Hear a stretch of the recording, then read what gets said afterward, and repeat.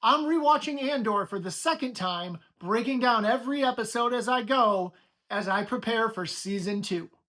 Hey Star Wars fans, welcome back to my channel, or if you're new here, my name's Patrick, I'm DadOfXander, and we talk Star Wars all the time. Today, I'm breaking down Episode 5 of Season 1 of Andor on my second watch. But it's building tension as we prepare for the Aldhani heist. There's a lot of subtle storytelling in this episode, so let's dive into the breakdown.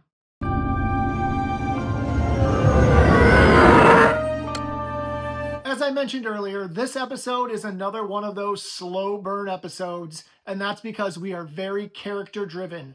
It focuses a lot on the psychological weight that forging a rebellion has on the rebels.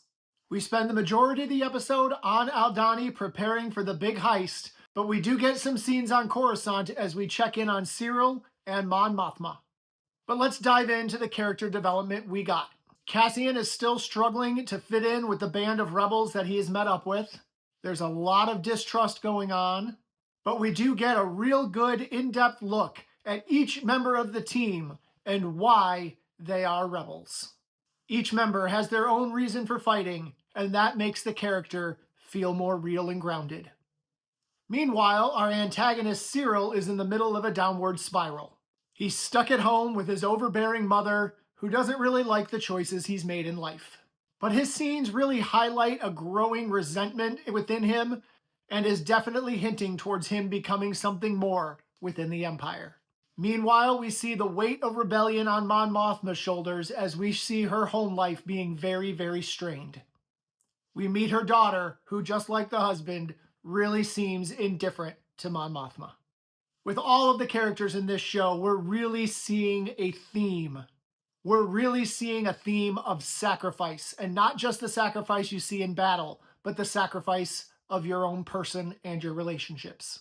Sacrifice, trust, paranoia are all evident throughout this entire episode.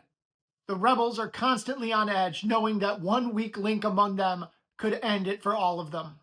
We see a stark contrast of Cassian's mercenary ways versus this ideological view of the rebels, just showing us that there are multiple ways that people are fighting back.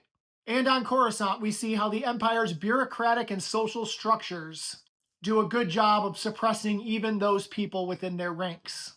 And though it's a slow episode, the tension is building, and we feel like there's a real struggle coming with the heist. The cinematography of this show continues to be one of the bright spots. The vast, open, green landscapes of Aldhani contrasting with the sleek, militaristic look of Coruscant. Every frame tells a story, whether it's the claustrophobic feel of Syril's home or the vast openness of the rebel camp. But let's talk about some of the Easter eggs that we saw in this episode.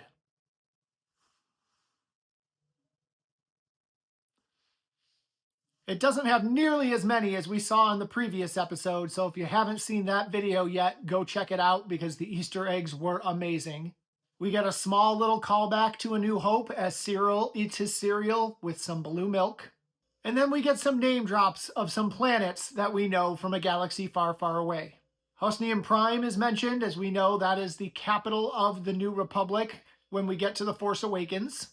And we hear about Kessel, which is the famous spice planet that Han Solo mentions in A New Hope that we actually see with our own eyes in Solo, A Star Wars Story. All of these little references throughout the show help ground Andor into the larger Star Wars universe, while still keeping its own separate story. And that's what I noticed on my second watch through of Episode 5.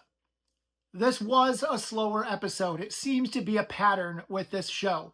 We get 2 slow episodes with lots of character development, and then we get the action.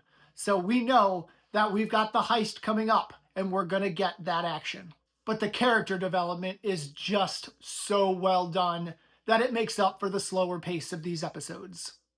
But if you like Star Wars, please hit that subscribe button, because not only am I reviewing every episode of Andor, I'll do reviews on the whole new season, as well as lots of other fun Star Wars stuff. I build costumes, I build props, I show off my collection from this Star Wars basement. You're not going to want to miss a video.